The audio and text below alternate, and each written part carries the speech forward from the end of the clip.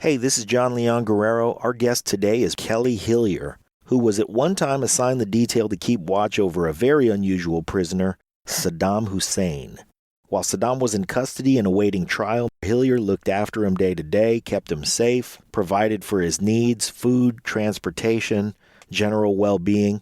And make no mistake, Saddam Hussein was a monster, but under that unique circumstance, they developed a kind of a friendship. They talked about human things, they smoked cigars, they talked about family and loss, and Saddam read him his poetry. Despite all of the evil, Kelly considered Saddam a friend. 30 days after Kelly redeployed, Saddam was hung, and Kelly shed a tear for his friend. His story will be a book soon, and it will be a really interesting one, but in the meantime, we're honored to have him on the show. The other interesting thing about today's episode is that it's number 475 for us. And by coincidence, this week is episode 475 for More Stories. And in case any of our listeners don't know, Jay Moore is kind of the godfather of our show. He gave us our opening bumper when we first started the show, and he's been a wonderful friend to Pete and to me, and he's introduced us to a lot of great guests and a lot of great listeners. And Pete and I remain warriors and devoted friends. JJ, we love you. We couldn't have gotten here without you. And for our listeners, we couldn't have gotten here without you too. And we appreciate you for listening and for engaging with us. Thank you. Here's our guest today, Kelly Hillyer. Lions Rock Productions. This is Jay This Moore. is Greg Proops. This is Jordan Harbinger. This is Dexter from The Offspring. This is Nathan This is East. Sebastian Younger. This is Rick Marotta. This is Stuart Copeland. This is Mick Gillette. This is Andy Summers. Hey, this is Skunk Baxter. This is Gabby Reese. This is Rob Bell. Hey, this is John Leon Guerrero. Hey, and this is Pete A. Turner. Hello, this is Kelly Hillyer, and you're listening to The Break It Down Show. And now, The Break It Down Show with John Leon Guerrero and Pete A. Turner. Yeah, my friends in the audience, you guys are in for quite a treat here. This story has not been told anywhere really in a big sense. I mean, Kelly's done some interviews in the past, but we're getting a fresh crack at something that I think will be fascinating to all of you. We can't get into a whole lot of details on certain things because Kelly is still serving the nation in the United States Army. I think we can say that. Is that right, Kelly? Yes. But he's not speaking in a capacity as a military member. He's speaking as Kelly, the guy who had this incredible experience. And I don't want to steal the thunder of describing your experience. I'm going to shut up and let you tell us what you did during the mid-2000s. Okay, well, around 2005, 2006, I was a brand new military police second lieutenant, and my first mission was guarding and protecting Saddam Hussein for mostly a year. I was in charge of everything that had to do with him in terms of day-to-day caretaking, protection, when we moved him, just all his daily interactions, his schedule, anything that would do with his basic life support and protection. That was my mission. So you're interacting daily with Saddam Hussein. Their job is you're his caretaker, his provider. Every day. Yes. Every single day. I would speak with him. I'm not just talking small interactions, long interactions, especially towards the end of those, as time went on, as we progressed in our relationship, it became almost as if it was like a friendship. In fact, I would go as far as to say it was a friendship. However, it wasn't necessarily, it had definite parameters that I stuck to or tried to stick to. But with that mission, Army regulation as far as detainee operations just didn't apply to him. Right. You tried to be as adherent as you possibly could with Army regulations and standard, but there was you had to be fluid. You had to, because he wasn't the normal detainee. He just wasn't. Yeah. So here's what I know about detainees. The living conditions are pretty hard, day to day for these guys.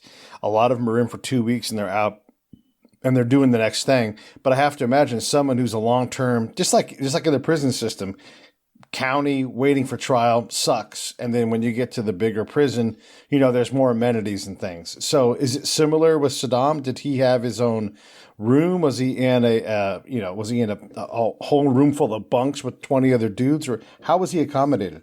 Okay, so Saddam was separated from all the other detainees. So Camp Victory had a installation within Camp Victory called Camp Cropper. And Camp Cropper were basically what I would describe as the deck of cards minus him. And we're all familiar with the deck of cards. Sure. All of those detainees minus him were at Cropper. And then he was clear across the base on his own site.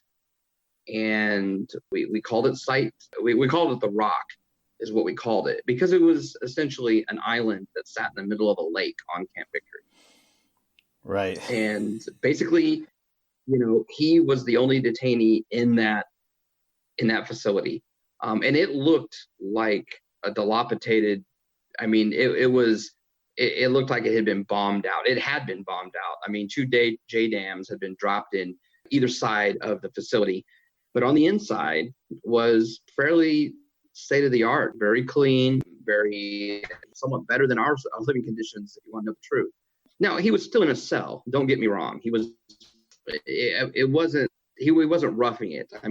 If he wanted something, he could have easily had it. If he wanted a TV, he could have had a TV. If he wanted whatever amenities that we could have possibly provided him without going too far within reason, we did that. So what did he want that stood out to you as being, oh, that's interesting. Okay, we'll work on that. Honestly, I got it. Okay, so, for a while there, he wanted to watch movies that were just like Animal Planet.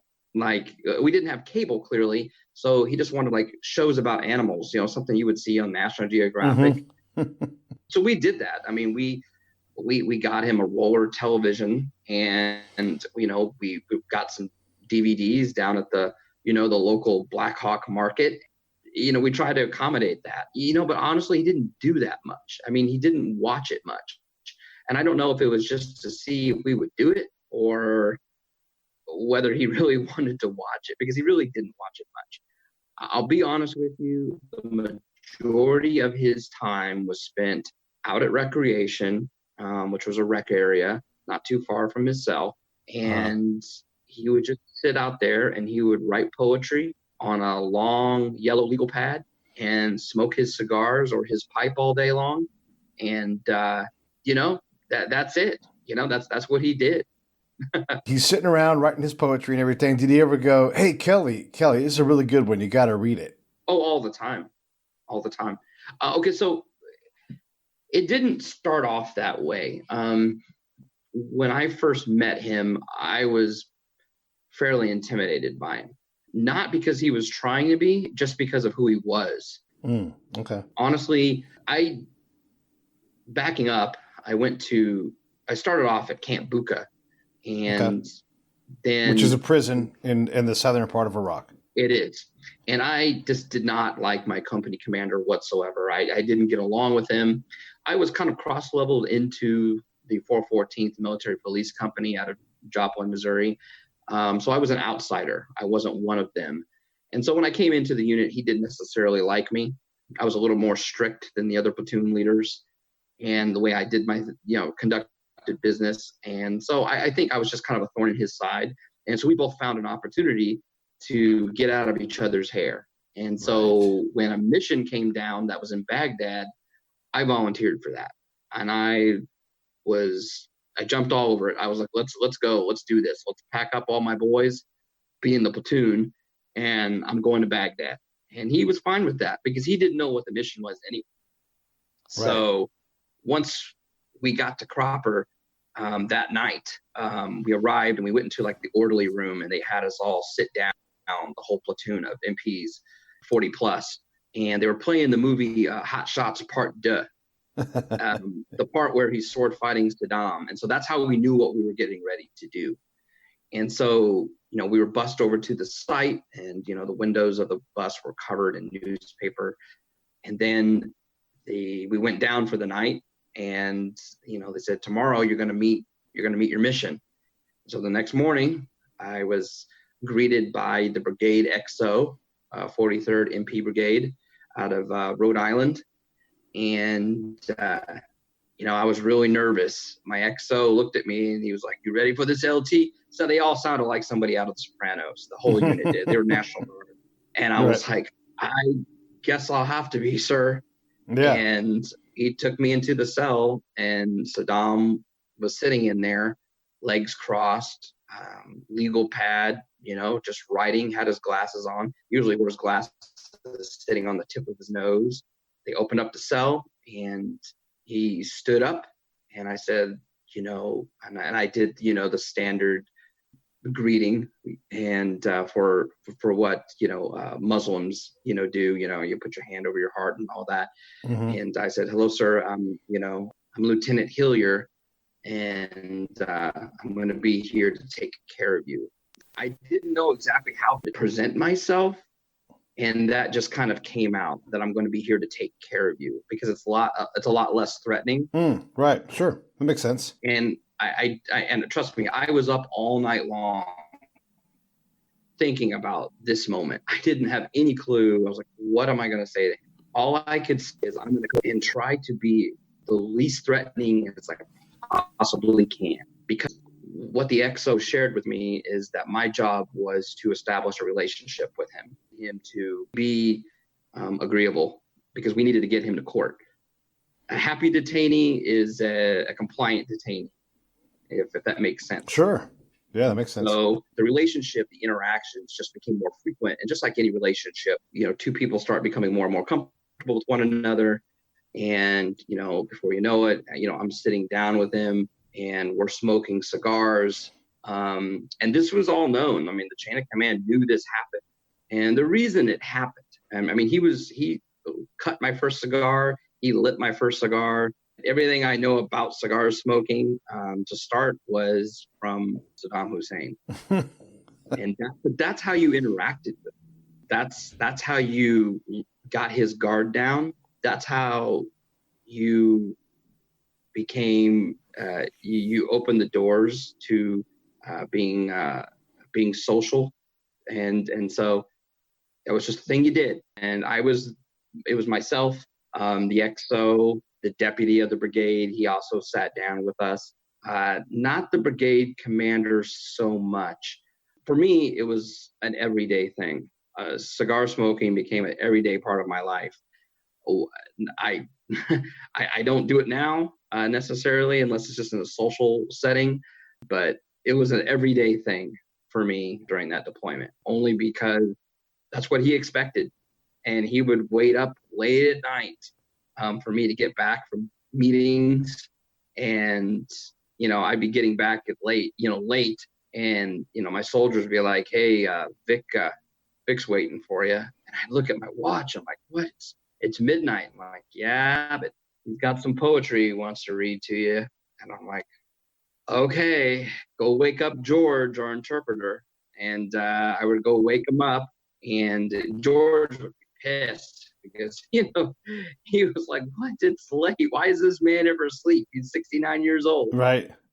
But we would sit in there, we'd light up cigars, and he would read poetry to me. So when you're talking about getting to know Saddam Hussein, first off, you get to say, "Oh yeah, Saddam Hussein taught me how to smoke and got me into cigars." That's pretty cool. When you're interacting with him, he had some command of English, or was it always interpreter only? No, he had command of English. Here's the thing. I always say either his English got better or my broken English got better. You know what I mean? Yeah. Because I and there were so many times where George was our interpreter. I just gave him a break, or I had to get a feel for, especially as we got closer and closer to court. Me and him could totally have conversations just like you and I are having. Mm-hmm. Mm-hmm. In fact, he used to make fun of me a lot because I use my hands when I talk. So he always thought that was funny. So, okay, and then you're getting into his poetry. Obviously, he's unloading a lot of things as he, works through this process of fighting for his life in court and ultimately losing it, and those realizations have to come out in his poetry. What did you think of what he was writing? Do you recall any of it? Yes. Well, here's the thing. He didn't think he was losing. He didn't think anything was going to happen to him. I know he felt he was going to get out of this situation, because historically speaking, he has got out of that situation before. Okay. So it wasn't like it was all that new ground for him. He knew what he was, he knew about the situation. He was aware of it. And I think he thought he was winning, even though, what we saw on TV, or what everybody else saw on TV, what I saw in person was a man in a chaotic situation in the middle of a courtroom. But, he came out feeling pretty good after each court session. He always felt it was a win every time. So that didn't really come out in his poetry much. A lot of his poetry was about romance, was about women, about loving. It wasn't, my interpreter usually couldn't stand to interpret things that he wrote, because we would literally interpret almost everything that he wrote. He would get so mad. He'd be like, I can't believe this man doesn't talk like any normal person on the planet. And our interpreter gets so mad because Right. It was so hard to translate all that. And he had meticulous handwriting, very, very small, neat, perfect handwriting. And you can imagine it's a legal pad. So, he would be there all day. So he had a lot of poetry to write. Mm-hmm. But it was always, sometimes it was about his daughter. Sometimes it was about his wife, or which wife. Sometimes it was just about love in general. So it wasn't about court. He didn't really write poetry about court. Okay. And then did he talk to you and ask your counsel for court, or did he handle that himself? And did he have lawyers helping him fight his case? He absolutely had lawyers. He had many lawyers. I was not allowed to provide anything like that. That was way out of my pay grade. He had his own legal team, and he probably met with them, I would say, once or twice a month. He could have met with them as much as he wanted. I'll be honest with you. Yeah. We didn't put that restriction on him. In fact, he had Ramsey Clark was his American attorney that would fly in as an advisor to his legal team. Yeah, he had his own legal team that of course, that was just another mission that we would take him on, and we would move him from, the detainment site to wherever he would meet his lawyers, and he'd be there all day. And we weren't allowed in the room with them when they spoke, which was always a concern. But it was the way we handled business, because we don't know what he's telling them in there. Right. For all we know, he's pushing an agenda to them while he's in there. So, who knows? But we did what was right, just like we would do in the United States. It's, between the client and the attorney. It's not for us to hear. Right. Interesting. So day to day, lots of time reflecting and writing, but confident that he was going to get out of this and do other things. When he talked about the future, what kind of things did he talk about with you? He talked about going back to being president, and he talked about when he got out of there, and of course this is always up for scrutiny. This is probably by far the thing that's most scrutinized by people who would hear this story. Is he always told me that, when he got out of there, that I should come to Iraq, and they would put flowers around my neck. Of course, some people would think he's going to put a noose around my neck, right? And that I would be untouched and protected, and he could show me Iraq, mm-hmm. and all the beautiful things, in Baghdad. Right. That's how he saw the future. And here's the thing: I believe that. I honestly believe I could have gone back there and been perfectly safe. That's how close the relationship was. Wow. Okay. Yeah. And then did you see him lose his temper much at all, or was he fairly calm while he was in front of you? He never lost his temper around me. He never lost his temper. Well, I will say that there was an incident where at court, he was separated from the rest of the detainees. Usually at court, when we down in the detainment block, he was with the other detainees who were on trial with him. Right. at one point, somebody made a decision to separate him from the other detainees and did not consult me on it. And generally, I was always consulted on anything that had to do with him. But this time it didn't happen. And so they moved him to a cell block way down the hallway and where he couldn't have contact with the rest of them. And that was a huge mistake. And I think it was a different person. He was so angry, but he didn't. And I went into him and I'm like, sir, I don't know what's going on. I don't understand. And the way it worked is basically we had basically just unloaded him from the Black Hawk and we were walking down into the detainment facility. And rather than, we had a very specific routine when we unloaded him, you know, we had all of our gear on and all that stuff. And so as we walked into the cell block, we had a soldier that would stand outside and he would just be there to take all of our gear off. That way we could fluidly just walk through the door. He would take our weapons from us. He would take our body armor from us. And then we would all set it off to the side. And pretty much it was almost like a line where we just kind of walked and then our stuff was just stripped off of us. So we could just go in there with only what we needed inside the cell block. Right. And we had a very specific routine, you know, and rather than go left, we went right and we put him in a segregated cell. And he looked at me like, it was like Darth Vader. It was just like you would see in court. When he walked into court, he was Darth Vader. He was a different person when he wasn't. I went in there and I said, sir, I'm sorry. I don't know what's going on. I will find out for you. I promise you, this has nothing to do with me. I don't know what's going on. And he believed that. I mean, he honestly never held me accountable for anything that ever happened to him. And I think that a lot of that was because he trusted me, because of the relationship that we had. We were very close. And because a lot of it was just because of my rank, you know, a second lieutenant, he understood rank structure.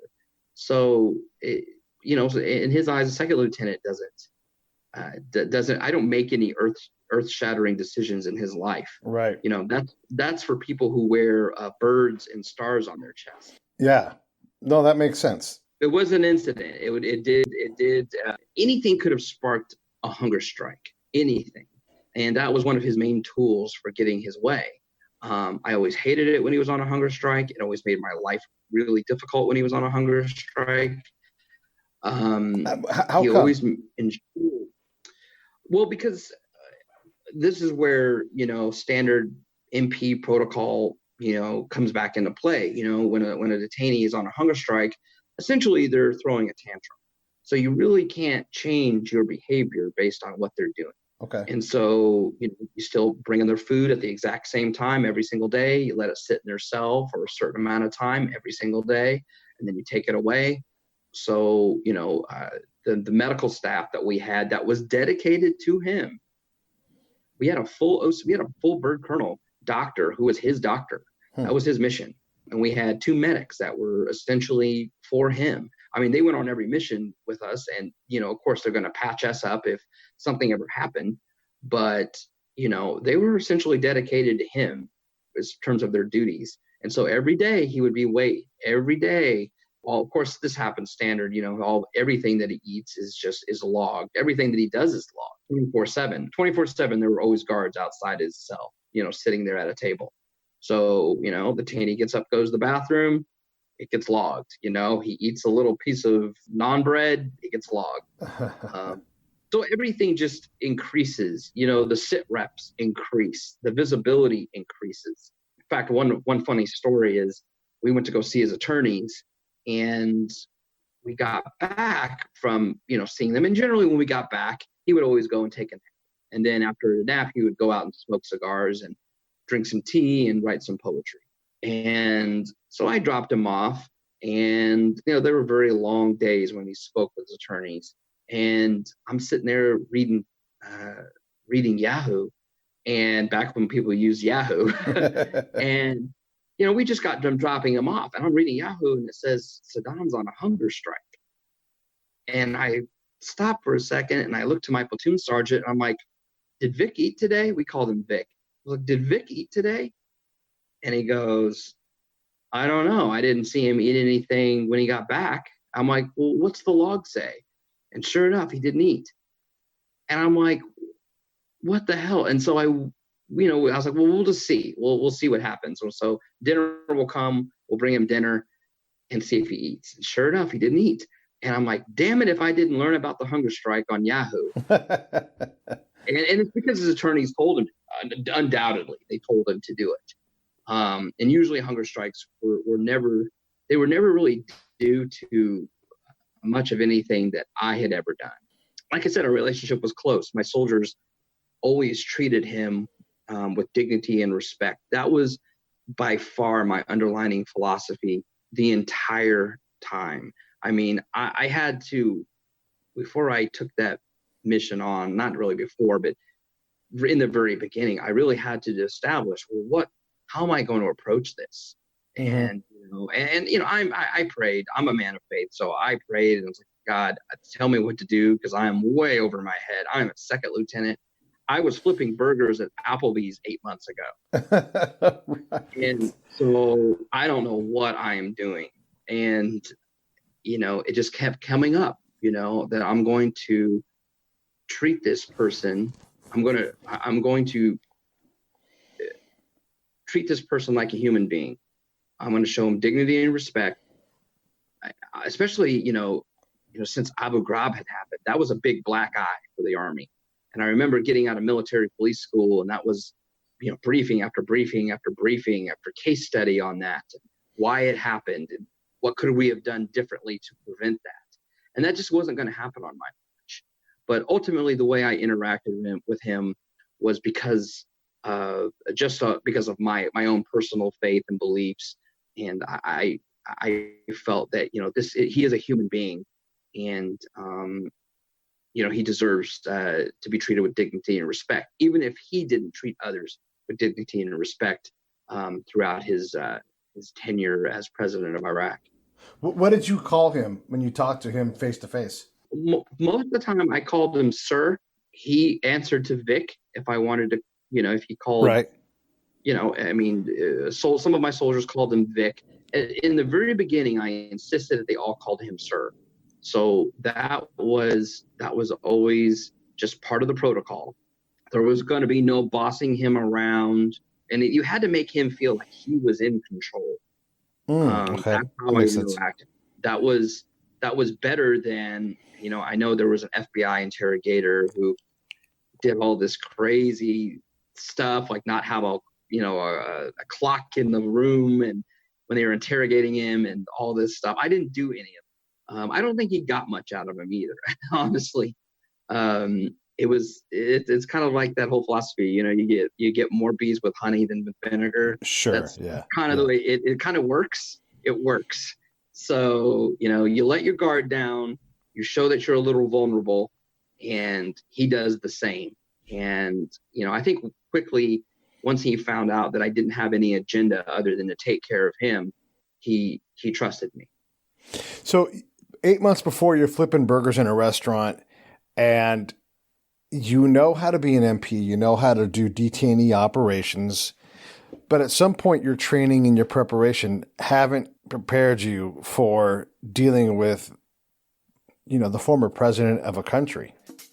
This episode of the Break It Down Show is brought to you by Lions Rock Productions. That's us. We publish, evaluate, and develop podcasts just like this one, consult others to build their own, and create associated content and content marketing strategies. So if you're launching or expanding your social media presence, your business, or your personal brand, or if you just want to take your media presence to the next level, reach out to us on Twitter at P. Turner or at JohnLG69 at the Break It Down Show. There's 1,000 ways to get a hold of us. Now enjoy the show. But at some point, your training and your preparation haven't prepared you for dealing with, the former president of a country. So how did you write your own mental SOP? I mean, I know you talked about praying and everything, but kind of just, if you would describe that line where this is what, and you talked about earlier, how like the rules just didn't apply a lot of times. Give us an idea of how you sorted through all of that stuff. That's just, there's no book for it. Most detainee operations are very regimented, and I'm sure you already know that with your experience that, there's a set time for everything. And, honestly, the guards before us, they did that. and I remember reading some of the complaints. I mean, and they didn't have like serious complaints, but there was definitely friction between him and the guard forces prior to our arrival. In fact, that's why we were brought in, because for a while there, they actually had a chemical unit there, which was really weird. That's how short-handed the Army was for military police. Wow. So Yeah. they just weren't doing a good job. And, you know, in my mind, I approached it as if I was more of his personal assistant. I know that sounds crazy, but that's how I was almost like his bodyguard and his assistant. Okay. And that seemed to work. All right. And my guard force were kind of an extension of that. So rather than, you know, like I said, ordering him around, you know, my guard force asked him to do things. And so to alleviate any kind of friction between them, you know, because that also creates more problems when you start asking him things. I just kind of made his schedule fluid. So rather than have set times when he could take a shower or set times when he could go out to rec, there were no set times. He could do it whenever he wanted to do it. He was our only detainee. Why are we sticking to this stupid SOP where, you know, he goes to rec at 1300 to 1400? What difference does it make how long he's at rec? I don't care. As long as he's happy and he's not giving me any problems, he can be at rec all day as far as I'm concerned. So that's what I did. I started allowing him to pick his food. We would go pick his food up at the chow hall, just like our food, because we weren't allowed off the site, other than when we took him to court. You know, we went and picked up our food just like, you know, we picked up his. Sure. But, you know, culturally speaking, he doesn't eat what we eat. And so why would I make him what we eat necessarily? I mean, within reason, he would. I mean, if you don't have to, right? Why buy that trouble? You know? Right. Exactly. Why am I making my life harder? So my whole philosophy was, let's reduce as many friction points as we possibly can. So I started, you know, sending George in every day with the menu and have him pick what he wanted, and we would just go get his food for him. Or up at Camp Cropper, they had a separate contractor who provided more of a Middle Eastern style detainee food. I forgot what they were called, Blue Star or something like that. I'm not really sure what they're called. We started, they didn't deliver it to us because it would look a little weird. Why is there like one detainee meal being dropped off at this Right. site? So we would just go up and get it. And, you know, it was a 25-minute drive to Cropper from where we were at. But you know what? It's what we have to do to relieve a friction point. And so he would get what he was used to. He would get hummus and, you know, lamb and rice and things like that, things that he was more accustomed to. I'm not going to make him eat pizza and hamburgers. I mean, why would I need why would I need him to do that if he doesn't have to do that? But you and I both know from our peers, there's people that would do that. They would like, fuck that guy. And they would punish him by not relieving these stress points. And that's probably why they weren't, you know, they weren't in that mission. I take no joy in seeing somebody suffer. I really don't.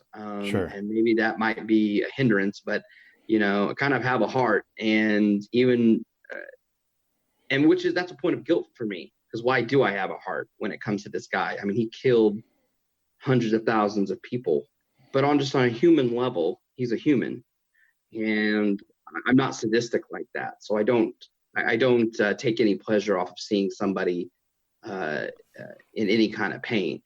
So for me, it was better just to, well, it was also, you know, like a stress reliever, you know, for between us. It established trust between us. It's like, well, he could see that I was going out of my way to facilitate him, you know, right. Okay. in terms of, you know, like I actually cared about him as a human being. That went a long way with him, because I would only imagine that there was probably not a lot of people. I didn't have any reason to do that, honestly. I didn't have to. That wasn't, I could have just been a son of a bitch the whole time, if you know what I mean. Sure. And just like you said, there are guys who would just do that because, for one, they put themselves in a position of power, and they would get off on that. I guess look, I'm bossing around Saddam Hussein. I took my ego out of the whole mission. I took my ego out of it, and there's a lot of guys who would criticize me for that, and that's fine. That's okay, because they weren't in that position. He had a world stage that at any point he could have gone on TV and said, the people the Americans are abusing me. The Americans are beating me. The Americans are doing this or doing that. He never did that. Not once. Right. So I think that's a testament to the philosophy that I had and that my soldiers carried out. They were all very good soldiers, and they all did their mission to a T, and they took their ego out of the situation. Even though there were some of my soldiers who just didn't like him. They just didn't. In their mind, he was the reason that they were away from their families. And I get that. I get that. And they blamed me because I'm the one who volunteered for the mission. But I promised them, I said, you guys are part of history here. I promise you, you will thank me years from now. Have they? I have, yes. I've had soldiers thank me for it. I've had soldiers reach out to me. And, even at the time, I even apologized to them. To this day, I apologize and say, I was a second lieutenant. I didn't know anything. I'm lucky I had a platoon sergeant who kept me on the straight and narrow and, put me in check if I was doing something wrong.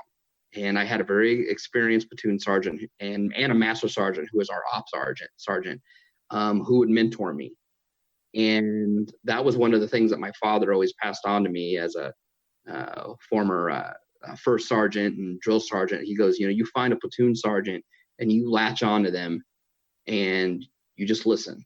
And that's what I did. I listened to my platoon sergeant. And he was one of the things that are always beneficial to missions concerning the reserves is you have so many people from different walks of life that are in the unit, or actually maybe just the same walk of life, but just, different areas. So most of my guys were military, were not just MPs, but they were real cops.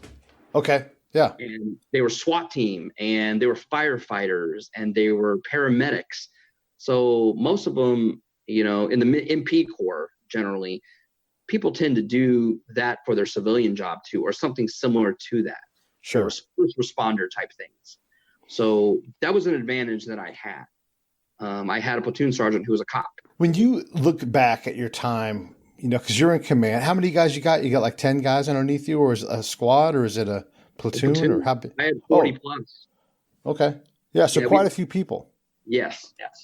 So you're also working on promotions, mentoring your people, and you're leading, you're sending up awards and approving leave and all kinds of other things too. So your day-to-day work balance, how much of the time were you dealing with Saddam and how much of the time were you doing commander stuff? Honestly, we handle a lot of the administrative stuff through our own HHC. Now we were separated from the rest of the company. Unfortunately, we lost 2 soldiers on that deployment in another platoon, and so my soldiers weren't really able to grieve with their friends when that happened. But AdCon, we were administratively still attached to the company.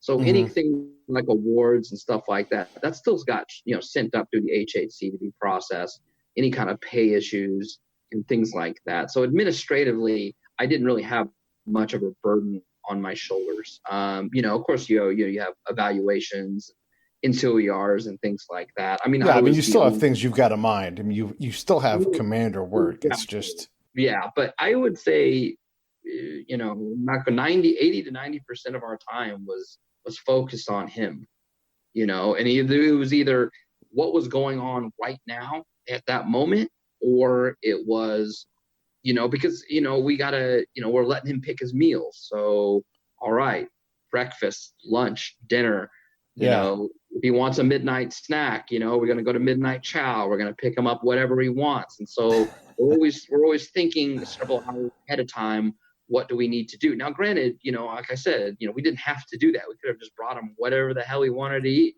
I mean, whatever we wanted him to eat. But that's just, it wasn't how I was going to conduct business. Some people would disagree with me on that. They would say, screw him. But they weren't in charge. Not that time. Yeah, exactly. We're in charge. You're going to eat this burger. You're going to eat the sloppy joes or whatever the hell you're going to eat, and suck it up. But I wasn't going to do that. That wasn't how I approached it. Yeah. And were you guys basically were his PSD as well, his security detail, because you're getting him on all these movements out to court, and he must be going to court all the time, right? He was. Yeah. I would say he went to court usually 1 to 2 times a month, which doesn't seem a lot. But when we went to court, we were there for, sometimes a week or 2 weeks, just to limit the amount of movement that we did with him. So yes, we were his PSD. Absolutely. We had fighting positions in the facility that we built. I mean, that's where it came in handy that I had, guys from other walks of life who were, I had Boy Scouts and Eagle Scouts, and they got pretty creative building, filling sandbags and building fighting positions. Sure. Yeah. Stuff like that, because we still had to make it look like the building was dilapidated. There was still a need especially from the higher, a directive that this place won't look built up necessarily. But here's the thing: everybody knew that he was there. Everybody on that base knew. Yeah, I'm here to tell you. We knew. The times when I would be at Victory, we all knew where Saddam was. It was a secret, but not a big secret.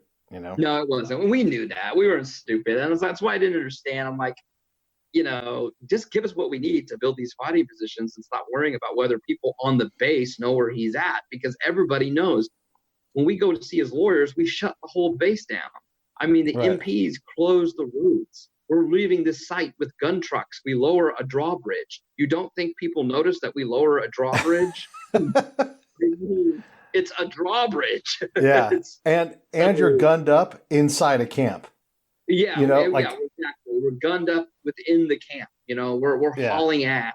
Let me give my friends who are listening. Let me give them some context. So, Camp Victory is an enormous complex. It's as big as a town, and so when he says it's 25 minutes of driving to get to Chow, he's never leaving the confines of an American structure. And maybe there's a security gate to go through, but that's just to create a greater level of physical security throughout the camp. It's all Americans, and a lot of these people are walking around with no arms at all, or empty, like they've got a weapon with no rounds, because it just wasn't a fighting zone. Now, did things happen on that camp? Sure, for sure, but it was not the norm.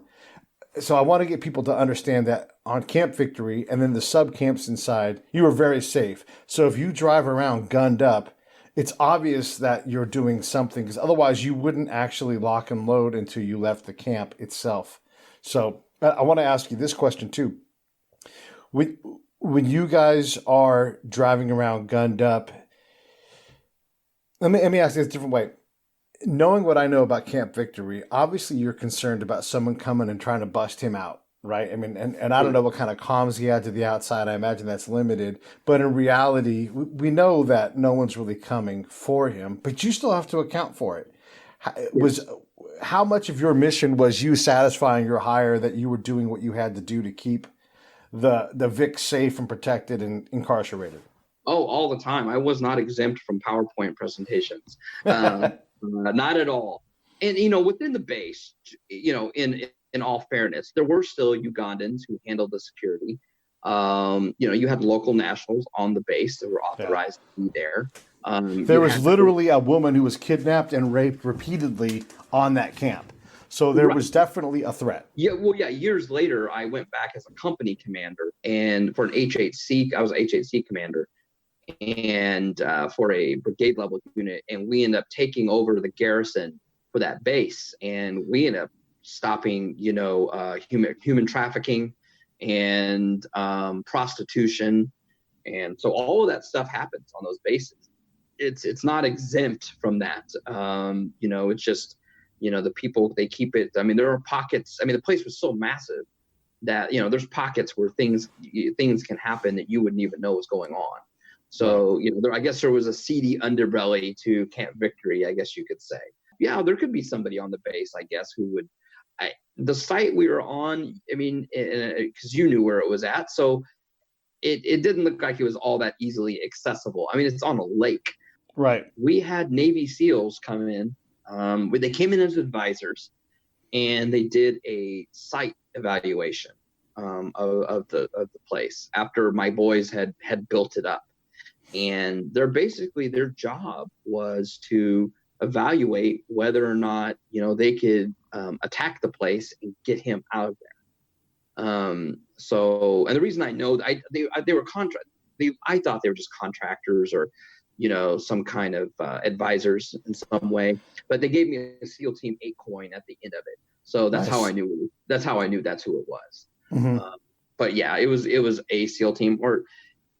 And they just did an evaluation, and they determined that there was no way they could have got on the rock.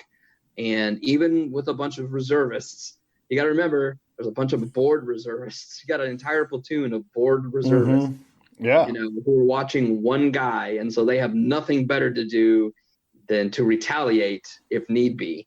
And they were starving to see some action. So yeah, the SEALs determined that would have been a suicide mission. Not because we were necessarily, of course, we're not trained like SEALs are, but when 5 or 6 guys or however many it was they're not going to stand much of a chance against a platoon of 42. It turns out a platoon's a lot of dudes, especially when the other guys are coming. It just takes a couple of good shots. And there wasn't a lot of ways on there. I mean, you either come across the water or that's it. Yeah. There were crazy theories. And of course, I don't know if you ever saw the movie War Machine with Brad Pitt. Sure. Or even the Pentagon Wars, with Kelsey Grammer years back about the Bradley fighting vehicle. There's the good idea fairies and these crazy ideas. You're like, really? It's like you're a general and you're coming up with this crazy scenario where someone's going to come in on a hang glider and stack him up. And I'm like, he is behind layers and layers of concrete and door after door. We have night vision goggles, and my guards were out there 24/7. 24/7, they're guarding that place. It wasn't like they're sleeping in a tower. They rotated. So from one place to the other, that was part of my protocol, is they just rotated. So no one got really complacent.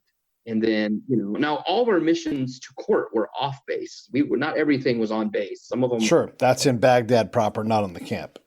Right. Yes. That was down in the green zone. So those were all Black Hawk missions. And so that was one of the moves that were pretty exciting, actually. And, especially, considering, I was flipping burgers at Applebee's, 8 months prior. Right. Yes. And I remember that. I remember, just sitting on that Black Hawk, at 2 a.m, and I could feel Saddam grabbing onto my pant leg. He was grabbing onto my cargo pocket because he was afraid to fly. So sometimes he would grab onto my cargo pocket. Sometimes he would grab me by the hand and hold my hand. And, in that culture, they're not bashful about holding hands. Right. Right. And so sometimes he would just do that. He would just hold my hand because he didn't like to fly. And you were his friend. I was his friend, and I was his protector. And he knew that me or any of my soldiers would have died to protect him. And it was never told to us. We were never directed, you will die for him. But it's kind of an unspoken, implied task, to use military terminology. It was an implied task, so that was the intent. We all understood what was going to go down. If that Black Hawk went down, we had to do everything we could to protect him and to get his if he was hurt, or we had hospitals mapped out. We knew the route. So if the bird went down, we could determine where we were at in the city and the fastest way we could get to him. Of course, there was, we had gunships, Apache gunships, on either side of us, escorting us. But yeah, it was all pretty exciting for a boy from Kansas City, Missouri, Headed back to Applebee's. Yeah. So your last days with him, your last hour, your last minute with him, go through that. So he had written a letter to General Casey, which I have a copy of the letter, requesting that I stay. He didn't, at this point, a lot of people had rotated out from his care. We were with him the longest. And I know that there's been other soldiers who have come out, and I mean, hell, they've even tried to write books. And you're like, listen, when were you with him? Because I was gone. I was with him for a whole year, and then I left a month before he was executed. So you had to have been with him a year, and I don't know what you're doing, what you're talking about. But right.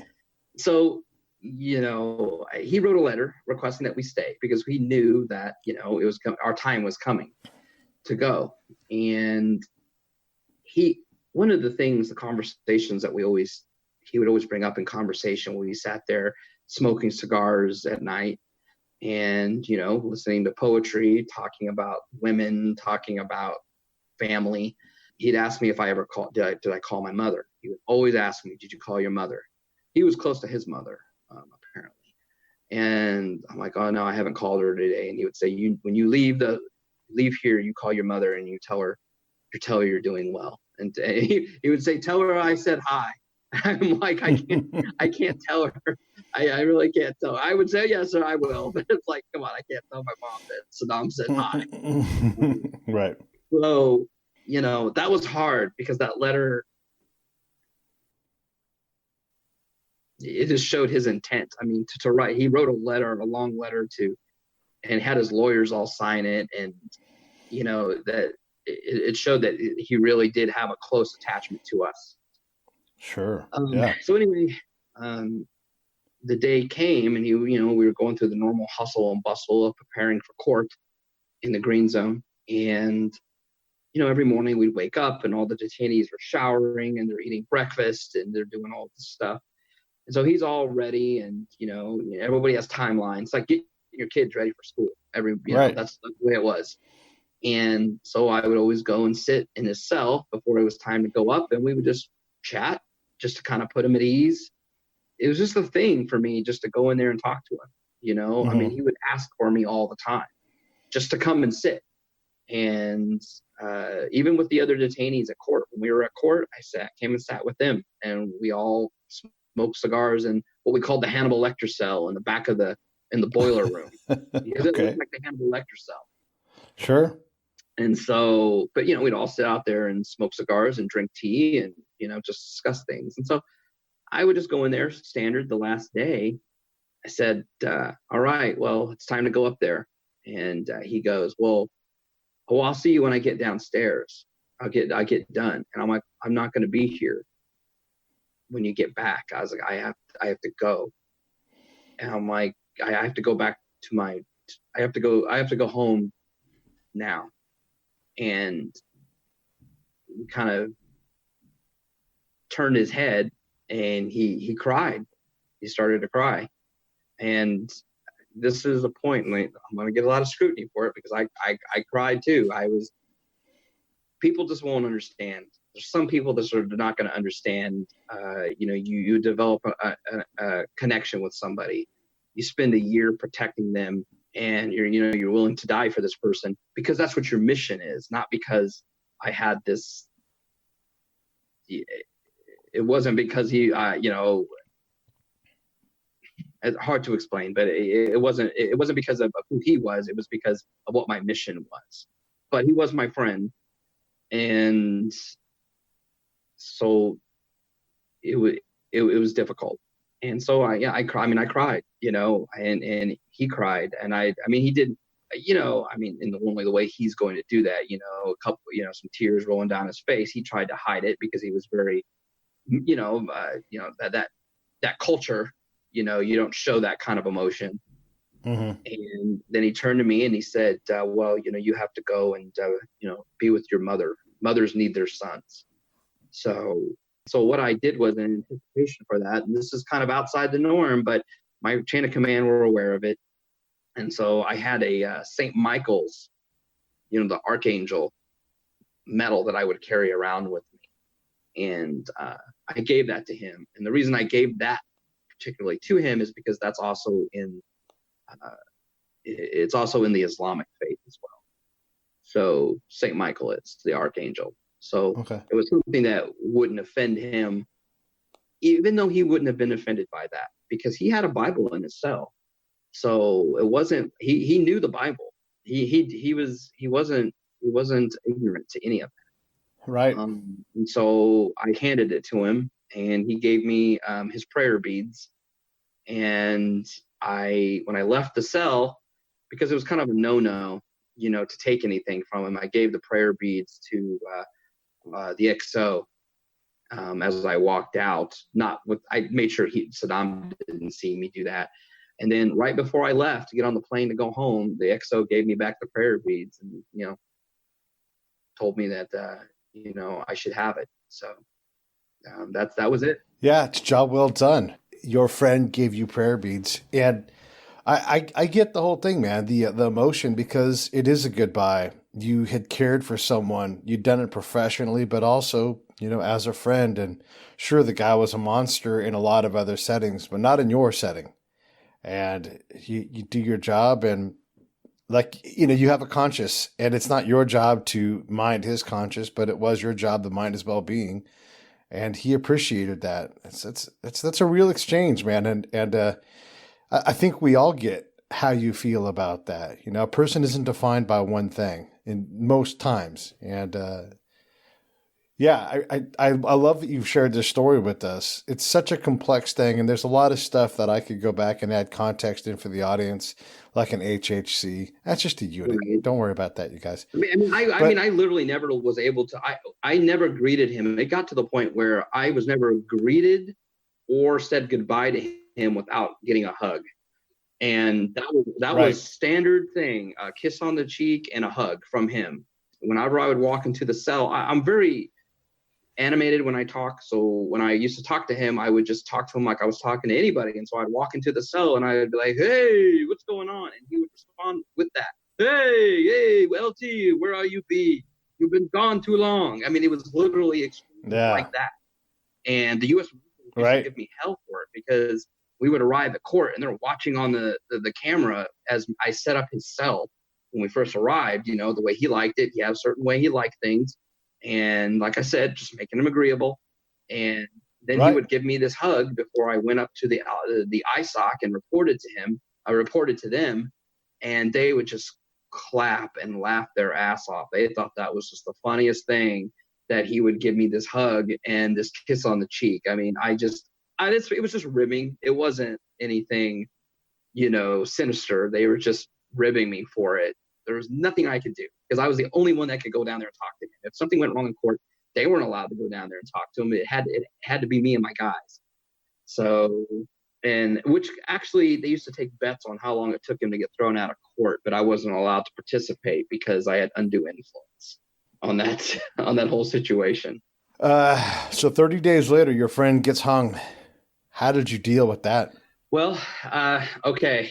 So I was at home with my girlfriend at the time. We're sitting on the couch, and we're just watching TV, and all of a sudden, breaking news, comes across the TV, and Saddam is being escorted to the gallows, and it was the hardest. It was so hard. Sorry. To watch that. I didn't watch the whole thing. I didn't watch him hang. I just I watched it as he was getting escorted, and of course there was all this chaos and people yelling, and that, I haven't watched it many times, and I just again, started to kind of tear up. And my girlfriend at the time, she had no clue what I did. My family didn't know what I had done, and I couldn't tell them. And I don't think that it felt like I didn't sleep for weeks after that. Sleep for weeks. And it was everywhere. It was on the front page of the newspaper for weeks, or there was always something about that. And it was even kind of a little bit before the internet really, really kind of blew up in a way. I mean, it wasn't what it was, today. So, when something like significant like that happened, it was just out there, and it was hard to escape from it.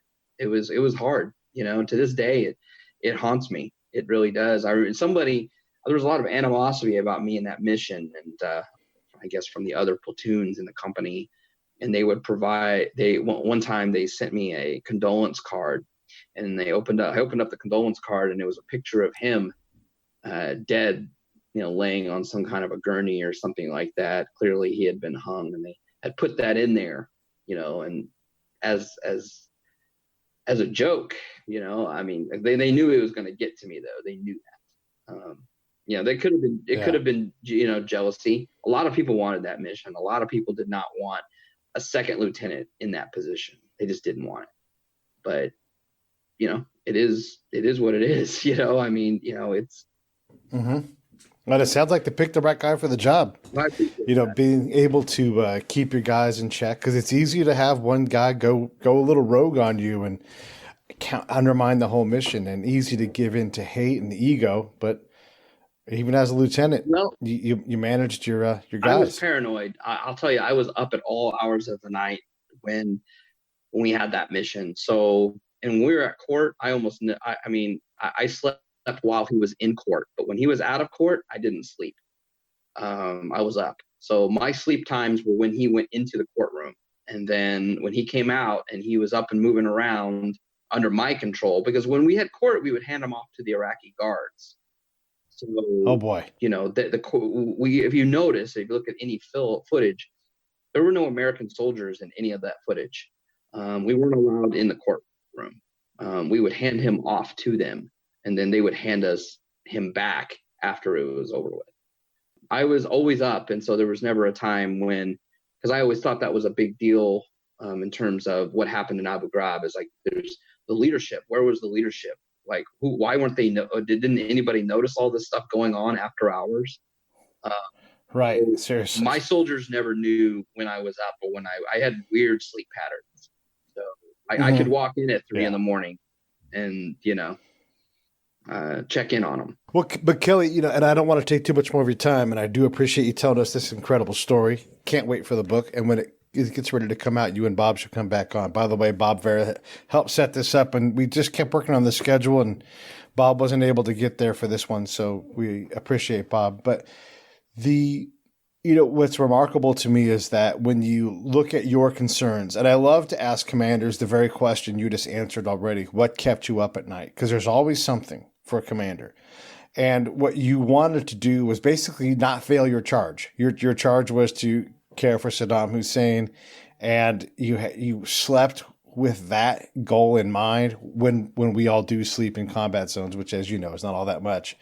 But the things that kept you, you didn't want your guys to let you down. You didn't want somebody outside of your control to cost you the completion of your mission. And I think that says a lot about your character and how you lead, man. I think it's commendable that's you had enough confidence in what you guys had built that you were worried about things that are largely out of your control, but you have to worry about something. So that makes sense. Right. Absolutely. Absolutely. Of course, this is a whole year worth of hunger strikes and taking him to, force feeding him and, things like that, where I'm sleeping on sleeping in the same room with him as he's, in the hospital. Weird thing. And so, either two things happen. If someone were to ask me, I either they don't believe me, or when they finally do hear the story, they think, well, there's no way you could be making this up. Some of these crazy stories that you have are, they're just too far out there. Why would you make that up? Yeah, it was a lot, and I'll be honest with you. I got back, and my life it almost feels like it didn't even happen. I'll be honest with you. Yeah, your life goes back to normal. I'm a regular staff officer. I don't necessarily talk about it a lot to my peers, And, my life goes on just like anybody else. I didn't become a celebrity. Sure. Yep. If I wanted to bank on it, then I could have wrote a book years ago, I guess, right after it happened, like a lot of people do. I've had you for way over an hour, but the story was definitely worth it. It's just so interesting to hear you talk about this. And I really appreciate when I go outside the wire, I deal from a place of less ego and building trust with the enemy, so I can empathize with the dance that you had to do. And it's easy to be a dick and just by the, black and white, these are the rules and this is how we run this facility. But to handle and adapt to the delicacy required to handle this mission and to be able to give yourself and your guys the respect, the dignity of handling something at a professional level that is not trainable, is easy to screw up. I mean, the last crew got relieved basically, and God bless, those guys are chemical guys, not MPs. But it wouldn't surprise me at all to hear that a bunch of MPs, didn't handle the mission well, because that's, there's spies that don't do spy stuff well. I'm rough on my peers then. So I appreciate what you did for all of us by keeping that a calm and sane reaction. It's easy to say something is torture when you're the person behind bars and he has a voice, and Lord knows he used it when he wanted to. So thanks, man, for what you did. Thanks for telling your story. Thanks for coming on the show. Thanks to Robert Vera. And just, again, man, thank you for taking the time. Absolutely. Yeah, my pleasure. Anytime.